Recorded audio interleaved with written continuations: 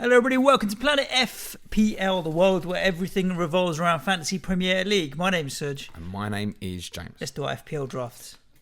Let's just do our FPL drafts, come on. I see loads of tweets today, be like, okay, now FPL. I'm like, no. I need a little bit of mourning first. Give me a day off at least. Yeah, it's over.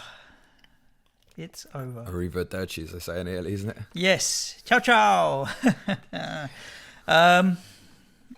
Yeah, struggling today, to be fair. With a hangover? Nah, I only had 3 beers yesterday. It was perfectly fine. More with, obviously we'll talk a bit about the game, but the amount of off-field stuff that was going on yesterday and the way that it all kind of panned out, I'm really disappointed by what a lot of the scenes were, stuff that people got up to. And I don't know if that's where we start, but we'll get to the game. I'm struggling to square this circle in my mind of when I see the fans behave like that, it really irritates me, upsets me, where I'm like, well, you don't even deserve success if that's how you're going to behave. But then I'm like, well, if what I'm saying is I don't want the team to win because I don't want them to celebrate anything. But then I turn my focus to the team. I'm like, but I want them to win because look at them. They're just such fine examples of young kids and the leader and all of that kind of stuff. So I want them to do well. So it's a weird circle to square in my head where I'm like, I hate them and I don't want them to have any joy. Yet I want the team to do well. And the game's gone and it's fun and it's finished. I'm just more, my mind is completely not on football, but everything else around it, strangely. That's how I feel. Yeah, a lot of that this morning, particularly obviously kind of worryingly, it didn't come as a surprise to wake up and see the racism stuff getting thrown out again, unfortunately. Mad, isn't it? You almost knew it was coming, didn't you? Yeah, of course. Of course. That's unacceptable, but until the social media platforms, we've done podcasts on this, unless they step up and do something about this, it is going to continue. Because it is way too easy just to, particularly on Instagram, just go into these footballers' DMs and go in and racially abuse them. And I just don't get how, what makes a person so angry that they have to go down that route. Yeah. It's too easy to do. Or we're just saying they're not a person. Lack of consequence, lack of education, and it's too easy to do. I have to say, on the flip side, the voices from the media, on the whole, if not unanimously, have been overwhelmingly positive. And I do believe that the likes of Saka, Sancho, Rashford, and everybody else within the team is going to get the right levels of support, especially from Team England. Yeah, 100%. That they're going to build themselves back up. So, I mean, the irony that the guy that's going to put an arm around a shoulder for the guys that missed the penalty has been through it. So he's speaking from experience of what it's like to be there, and now is revered as one of our best managers and such an asset. So there is a certain irony in the way that it's all come around, but it's nice that he's the one doing it. But yeah, that's how I feel at the end of it. I'm like, yeah, do you know what? I'd like to dissect the game and what happened. Ultimately, we got beaten by the better team who played really well, especially second half onwards, really well. And we didn't. We reverted a bit to type and didn't deserve it. But take a step back, got to the final, gave a great account of ourselves. And other than the fact that the World Cup's in Qatar and it's going to be like 300 degrees, I'm looking forward to it. It's at Christmas, it won't be. It'll be temperatures similar to all right, this. 200 degrees. Is it? Yeah. 20s. They're playing it in winter, aren't they? Yeah, but the winter there is still hot. Right? No, I get that, but it's not going to be 45, 50 degrees. Yeah. Ain't the stadiums meant to be all air-conditioned and whatnots, and they're going to pump out cool air into the stadiums? And I'm sure they'll do everything they can, but I just think, yeah. So that's the general overriding feeling, and I think it is for a lot of fans similar. Yeah, look, we're all disappointed. We don't have to paint it any differently, so we should be. Congratulations to our Italian followers as well, because not only were the best team last night, I had a feeling, as you know, day one, that they could go all the way. I was so impressed with them. They deserve to win the tournament, in my opinion. Congratulations to them. From our perspective, sometimes you've got to remove yourself with the hype of yesterday. And if I'd have offered every England fan a final appearance pre-tournament, 25 minutes away from winning the thing. Yeah. Yeah, 25 minutes away. But the feeling at half time was so different because we'd played well in that first half. At half time, I was so confident we were going to win. Me too. But it was in the first 5 minutes where I said to Mo, you can see the tone of a game, and we had more energy. We were closing, pressing. The fact that the goal came so early was a bonus, but I think the rest of the performance was we were all over it. Don't get me wrong, they had quality, but I just felt we had the right energy and we were trying to push, play on the front foot in the first half. And I said they're going to have to do something special to beat our defence because we're defending properly. It's just nice to see a team know how to defend and defend properly. But that did disappear in the second half. I was so pleased with the way we'd played the first half. Tempo was quite high. We obviously got the opening goal. The majority of us probably, it wasn't the team we'd have picked. And after 2 minutes, the two wing backs have combined for the goal. And you think, great. Oh my God, he's got it right again. Italy weren't a threat in the first half. I don't think Italy played well in the first half. Felt we were in control. I was very calm at half time. But by about minute 65, I was fucking shitting myself. 55, it felt really? inevitable that it was coming. I don't know why we ended up sitting in so deep. The whole point of wing backs is push them high to give them something to think about. And when Rice and Phillips were playing as well as they were and covering the ground, we could afford to do it and just seem to sit in. Unfortunately, I think it's just psychological. I mean, there's lots of psychology talk this morning because of the penalties and stuff as well.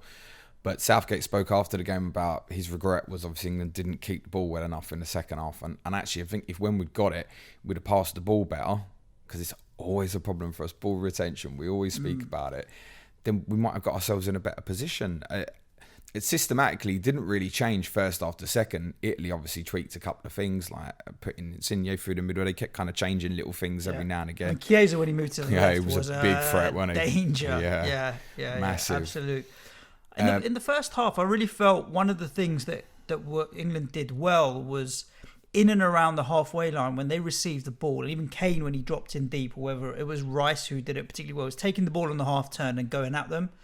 Rice did it a number of times where he took the ball on the turn and then was getting into the drove past people. I thought Declan Rice was great. Very good. And Kane did the same for the goal. Obviously, he turned and then plays the ball out wide. He had another opportunity to do that as well. I was like, I'm fine for them picking the ball up on the half turn and then driving at them.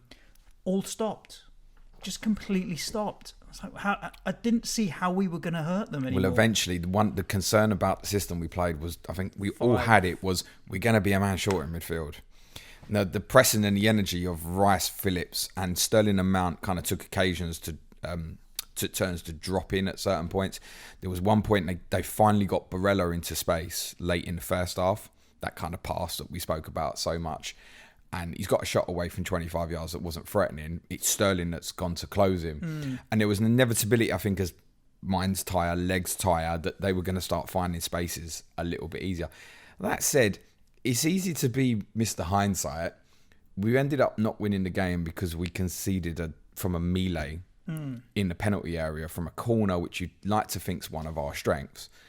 And so if we hold out the game and win 5-4, play 5-4-1 right to the end of the game, because that's, as I said, that's my fear with that system. We become too deep. If we'd have held on, no one's having this conversation this morning. I agree. I think I totally agree. I still think defensively we're good. Like Italy, I haven't even looked at the XG numbers, but they didn't create a lot of big chances, a lot of shots from distance.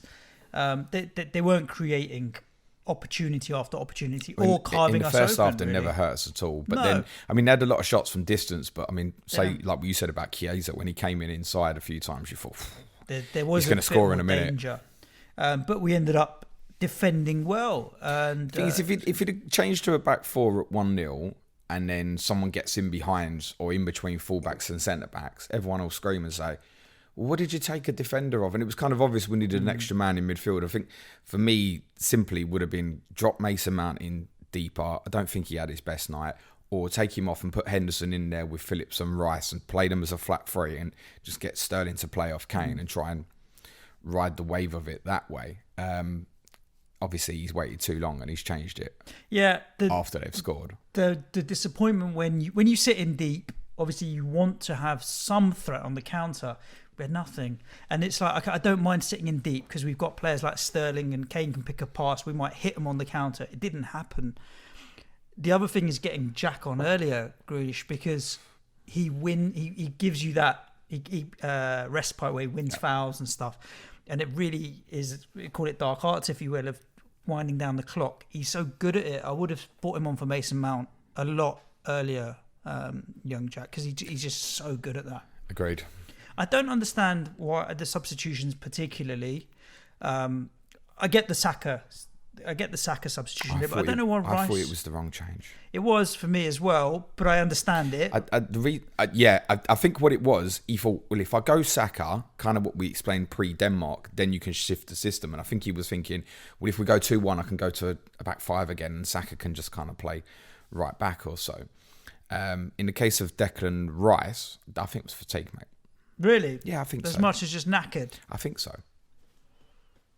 I thought it was great. It was so good, Declan Rice. And I don't think that was the general reaction around me as well, was, I wouldn't take him off. But I think that was a fitness issue. We've seen him get cramp in the Germany game and stuff. He has come off before the end in a couple of games. Him and Phillips are at top of the running charts by miles, isn't they? It was him that come off against Denmark as well, wasn't it? Yeah, him and Maguire, I think they had pre-match fitness tests that time around. But I thought they all played well. They've done themselves proud. It was a little step too far. The hurt in their faces when they're getting the medals and just literally taking them off again. I was like, I haven't seen any of that, mate. Remember. That was go and stand outside in the rain for me. Yeah. It was just literally they were getting the medals, but I was like, look, I'm glad that I can see that pain in your face because remember it, drink it up, the World Cup's coming around the corner. Yeah, one of the things I said yesterday was soak it in because you never know if this is ever going to happen again. This might be where our kids go in 20 years or so and go, tell me about that time England got to a major tournament final. Yeah. Okay, we lost. It's so funny. We bottled it at 1-0. Yeah. I was sitting next to, I was with my 7-year-old and I said to him, so how long is it since England have been in the final? And he says to me, 55 years, Dad. Okay. Good lad. Say it's another 55 years. How old are you going to be? And he's like, 62. I was like, you know your granddad? Yeah. I was like, it could be when you are like him that England are in a final again. And he's like, okay, that's interesting. Like, I have to wait until I'm as old as that old bastard before I might see I'm like, yes, exactly the thing is, though, we don't think it's going to be that long, do we? We said on the pod on Friday that only 2 teams in any competition can make it to a final. There's a lot of good football teams in the world. And only one can win it, right? Yes. And you got to bring in for the Qatar. You're obviously bringing in the South American countries and stuff like that as well. Yeah. Congratulations, Lionel Messi, by the way. Well done. But I think we said on Friday, football is coming home. It might not be this weekend. It feels like that. This has got to make them stronger, hasn't it? Yes. Yeah. Through the experience. Yeah. It's funny. There's no talk of Southgate leaving. Everyone wants him to manage in the World Cup. I think the culture's right within the squad. They're only going to get better as players. Some of the talent that we have, like the likes of Bellingham and so on, will only get better. I think Sancho will only get better. I can't see anything that's otherwise. Even Pickford had a good game. It was great. It was great. You're trying to think like where are younger players coming through that might get into the team that might deliver or offer more? Maybe Dean Henderson in goal, but Pickford was perfectly good. I don't really see why. Trips came in and had a good game as well. He normally does, to be fair. He was in their faces. I liked it. Trent wasn't in the squad. Maybe he might be another weapon. Mason Greenwood. As a striker, yeah. If we need something different, yeah. There's talent coming through. Likes of Eze, obviously he's injured at the moment, but he might be another one. Comes on the scene in a few years. There's loads of talented kids, right? Yeah. It's only going to serve us well. But it's disappointing. The only thing is, they are now going to carry this. I don't want to say failure, it's not the right word, but it might. We spoke last week about they're not carrying the burden of past failures. They knew those who played in 2018 knew that the team wasn't really good enough. They knew this time they had a great opportunity. They might carry the weight now, because this team ultimately did exactly what all England teams do historically in major tournament games: is they can't fucking defend too deep. And I think if there's a criticism, this is contradictory. If there's a criticism that we probably all feel, is we probably wanted to see more of our attacking players, the Grealishes, the Sanchos, Marcus Rashford. We want to see more of them involved in the tournament, even if it meant on occasions taking off Harry Kane or Raheem Sterling. But then it contradicts, because how many times have we said Southgate's got it right? And I think last night he made some errors. Slight. They weren't like hideous errors, but it was just slight tactical things that could have, bar 25 minutes, we'd not even be talking about it. At what point did you know it was going to penalties?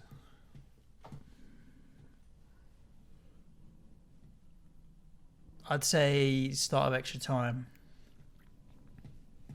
I still thought we were banging trouble. We actually, in the second half of extra time, we didn't I thought we were okay. Badly. We started moving the ball around a little bit. I didn't think we were going to hurt them, but we got a little bit higher up the pitch. Agree, never thought we were going to score. No. But I got to the point during the second half of extra time, I thought, yeah, this is more like it. Well, this is going to go to pens now, rather than kind of fearing that we were definitely going to get beat. Any thoughts on the pens? The first two, fantastic. Rashford did everything right and then scuffed it. He sends the keeper the wrong way. But the last two, I mean, Donnarumma is... Because when they do, they do the national anthem and they're all standing next to each other and the camera pans across, and then you went from Donnarumma to Chiellini. Giants. And I'm like, well, Chiellini's massive. How fucking big is Donnarumma if he's making Chiellini look like your bog standard 5'11" player? He's massive. So... Yeah, now Jack Grealish come out on Twitter, isn't he, saying that he was happy to take a penalty. Yeah, and I think that's come off the back of, I didn't see it, but there was some criticism, I think, from Roy Keane. It's not one to criticise people to say, listen, majority of us watching BBC, I should imagine. Yep. Roy Keane said that the likes of Grealish and Sterling had potentially bottled it. What I kind of read into it was that the order of the penalty takers had been decided basically 1 to 26 before the Germany game. That's what I seem to read into it. So I think, from judging by Southgate's comments, he said there was a couple of players he took off who would have taken one. I think it's probably Mason Mount and Kieran Trippier, isn't it? Yeah. Rice was taking West Ham's at the end of the season. But I think there was probably a pre-designed order where Saka was, for whatever reason, higher up the chain than Sterling and Grealish. I mean, I don't know about everybody else. You can say, Sterling. Yeah, I wouldn't have been comfortable seeing Raheem Sterling step up and take a penalty. But I also did think, why would I not? Because he's missed loads for Man City. He's not a brilliant penalty taker, really. Jack, you would have trusted. I think John Stones would have wanted to take one as well. He hasn't taken one for 2 years, though, Jack Grealish, is what I read. That's all right, but he wanted to take them for Villa this year, didn't he? And listen, the thing with him is he don't lack confidence, does he? Nah. So he's got the swagger, you need that in that moment. So I think where the mistake probably was obviously Saka ended up on the fifth one. Because that was the order where probably he was actually number 7 in the order, but because 2 of the players weren't involved, he's now number 5 and they've not changed the order. It's easy to play again, captain hindsight, probably would have been better having someone who's more experienced taking penalties like Marcus Rashford on the fifth one. You generally, I think, I've always felt you want your weakest of the 5 to go in the middle. Yep. That's how I've always felt about it. You want your best first. I think you probably want your second best last, and you want your weakest third. You kind of up and down from there. But no fault on the boy. Look, he stepped up. He took it. It's heartbreaking for him. I had no confidence that he was going to score, which was obviously, we didn't know he was taking it till obviously straight after Pickford saved Jorginho's penalty. We had so many moments where you think, it's back on. And Jorginho penalties can be saved. There you go, proven if you wait long enough. I didn't watch Jorginho's penalty. What? So we were sitting there on the couch, me and my wife, and Sancho's just missed, and I'm just like, and I see Jorginho stepping up. So I got up off the sofa. I walked to the freezer. This is on purpose. I walked to the freezer to get an ice cream, a cornetto out, knowing that her reaction would tell me what's happened, thinking that he's going to score. We've done it. So I didn't watch it, and I just got to the freezer, took the ice cream out, and she gave a little yelp. Yeah. I was like, oh, okay, back in there. Went round back to my sofa with my cornetto just to watch Saka miss. But yeah, I didn't watch Jorginho's penalty. I listened for it rather than watch it. I was just disappointed at that point. But yeah, look, we're not going to criticise anyone for missing the pens and stuff. And I think, as I said, I think the order was pre-designed.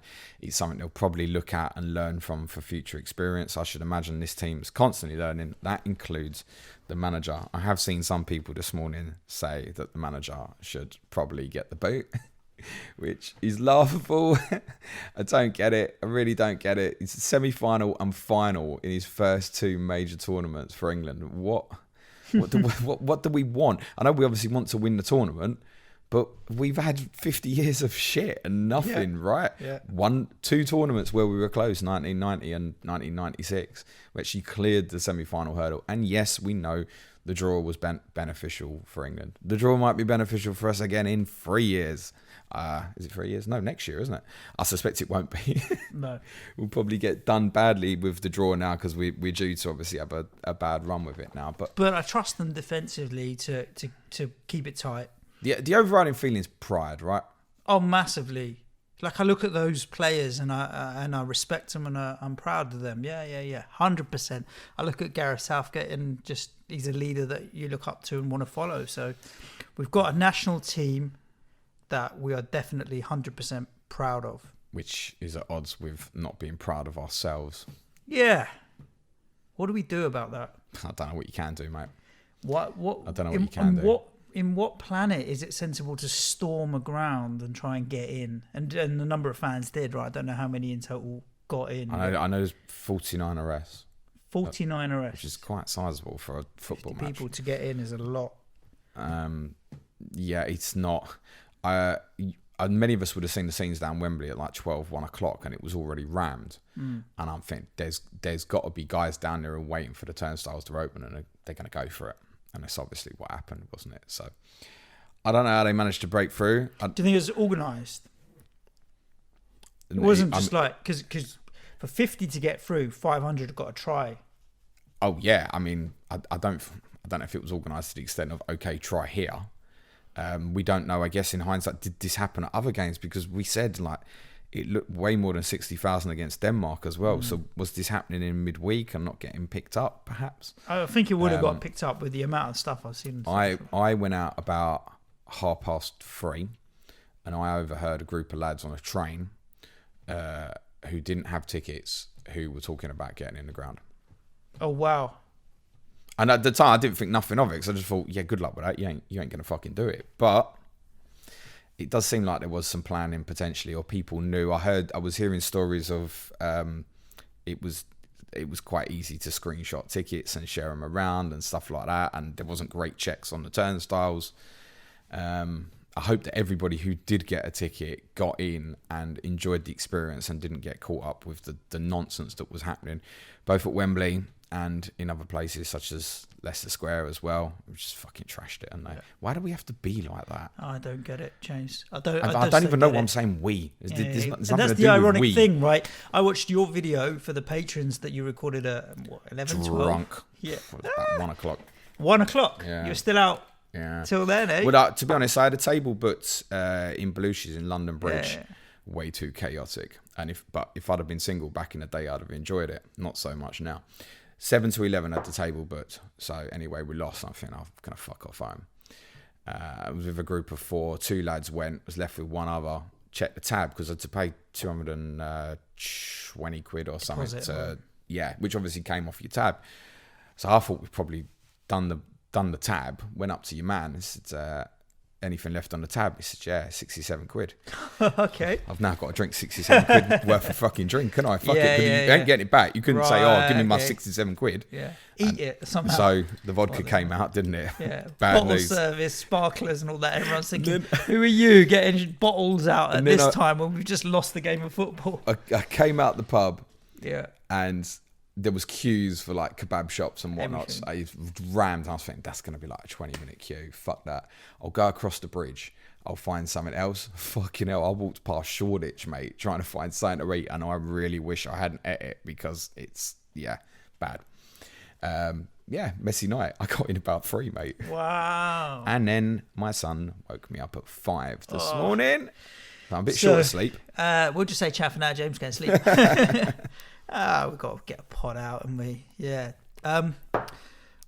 What's it like when you've been overseas with Spurs? What's different about that?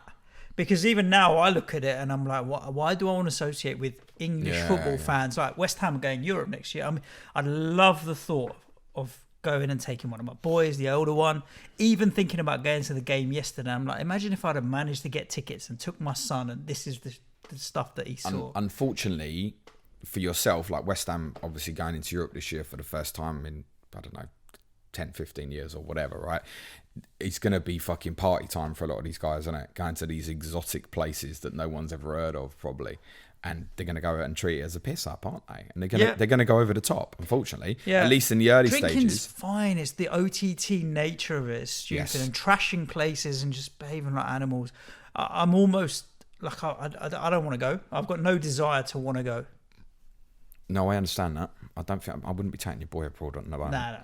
But it's the kind of thing you'd want to share an experience with and stuff, and that's the state it's got to. I get that. The only thing you do with that is do it all through the club or something and get like coached to the stadium and that kind of thing. If it's a decent enough venue or something, you can kind of just do the flight and the travel and a hotel for a night. Kind of you get shipped around rather than worrying about getting on a metro in Prague and worrying about what idiots you're going to bump into.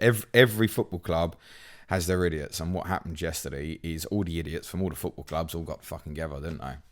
In various places, particularly around London. I don't think just London, in fairness. No. But there were obviously large numbers of people, I think, came into London yesterday who did not have a ticket, wanted to be part of what was happening with London. A little bit like there were so many Scotland fans. I was in London Bridge as well the night we played Scotland. More Scottish fans walking around London Bridge than England fans. London Bridge isn't particularly near Wembley. No. I get it. So, no, unfortunately. How do you eradicate idiots and drink? I don't know, mate. I don't know. But then I'm not going to pretend I've never been an idiot myself. But not to the extent of wrecking things. But the first time I went abroad was in Prague, actually, with Spurs in 2008. And it was on a piss for 2 days, but respectfully, don't smash anything up or leave a place as a shithole or whatever. Nearly didn't make it back, nearly missed a flight, but that's another long story on a Patreon podcast, I think. There we go. It's going to get looked at. I'm worried that not much is going to happen, though. No, England will get fined, and they'll obviously get a fine bigger than what Hungary have been given. Do you know what? It wouldn't surprise me if we got done closed doors. Yeah. Wouldn't surprise me, actually. We're used to it now, though, weren't we? I think Hungary have got 3-1 suspended, haven't they, because of racist chants in their group games and stuff. So, to be honest, the way that was handled last night, I mean, there's a lot of staff at fault as well. Where's the police? Stewards aren't going to do nothing, are they? They don't. You get the kids nowadays that are stewarding and stuff. There was one steward who did a brilliant Fernandinho tackle. Definite booking, mate. He swiped out on the counter attack. He said, "No, you ain't coming through." He just swiped the geezer out with his foot. But where's the police? Where were the police yesterday? And I realised that they were probably overwhelmed with a lot of other stuff. A lot of them probably would have had to be in Leicester Square and on the streets and stuff. But I think I knew that something was going to happen at that stadium last night. They should have been up there. I think that just literally seeing police officers, I think, will put people off a lot more. Then you're getting hands behind your back if you get caught, right? It's different. Stewards ain't going to do anything, unfortunately. So I wouldn't be surprised if England end up playing a couple of games behind closed doors, actually. Yeah. Which, sums these people up again. Congratulations, Italy. Yes. What a brilliant tournament on a whole. Oh, fantastic. Seen some amazing football, learned about some new players, seen some very interesting tactical setups. Really enjoyed it. The tempos felt right in terms of the frequency of the games. There's always been something to keep it interesting.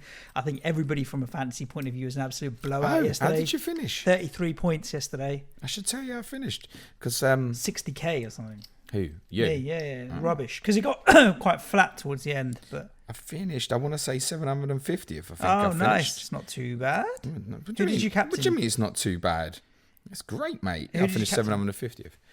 Well, when I saw the team, I had it on Shaw, didn't I? Okay. I fucking moved it to trips. Oh, okay. So I didn't completely Still lost. better than So I nothing. went, I went the whole 6 England defensively and sold Emerson, and kept Immobile in with Chiesa and Insigne for Italy. Yeah, once I saw it was 6, the only advantage on it for me was to get all 6 and captain one of them at that point.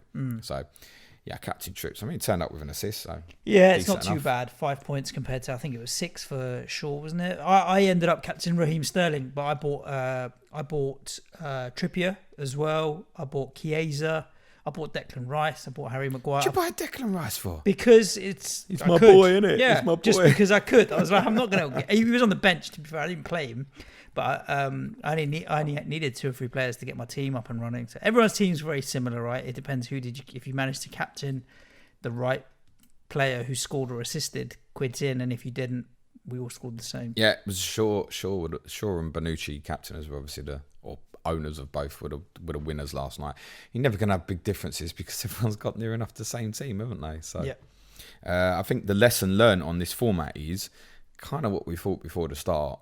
You got to steam into them group stages because that's where the big points can be. It's not going to be at this stage. Nope. And that is us for a week or so, James. We're going to be back next week, Monday. It doesn't mean there's going to be no content on our platform. Correct. Takeover week begins tomorrow. We've invited 4 of the brightest and best up-and-coming content creators to take over our content channels over the next 4 days. Man on FPL are coming on tomorrow. Season Keepers on Wednesday. FPL by Dummies on Thursday. And FPL Happy Hour podcast on Friday. So they're going to be taking over our content. We've got no involvement with it. What we're doing is we're posting their podcasts, which I'm guessing are going to mainly be FPL related, which is blinding because me and Suj can't be fucking arsed yet anyway, right? So FPL content coming on Planet FPL channels over the next 4 days. But we want to give these guys an opportunity. It's really difficult to get your kind of voices heard, particularly in the FPL Twitter community. Give these guys your support. Give them a listen. Give them a watch on YouTube. Indeed. Patrons is a week off from all that stuff, but if you are wanting to be one of our patrons, you can find us on patreon.com/Planet FPL. We'll be back next week. We fire Content Creator Week. Me and Suj are having some friends on the podcast. Pranil, late riser from FPL Wire podcast. Nice. Tom Cantwell from Who Got the Assist. FPL General. Andy from Let's Talk FPL. And Mark and Az from Black Box will be joining us next week as well. That is a fire fucking lineup. That is. And then followed after that with EFL Week. EFL Week for a week. And then Correspondent Week, which will be spread over 7 days, 20 or 21 podcasts. I haven't decided which yet. We'll take it easy. And then we're in the final week. Yes, indeed. Stay safe. Look after yourselves. Nurse the hangovers. Get some rest. And enjoy what was a fantastic tournament in the aftermath. And once the post-mortem of all of it is done, chat for now. Thanks, everyone. I'm going to bed. Cue music, please, man-child.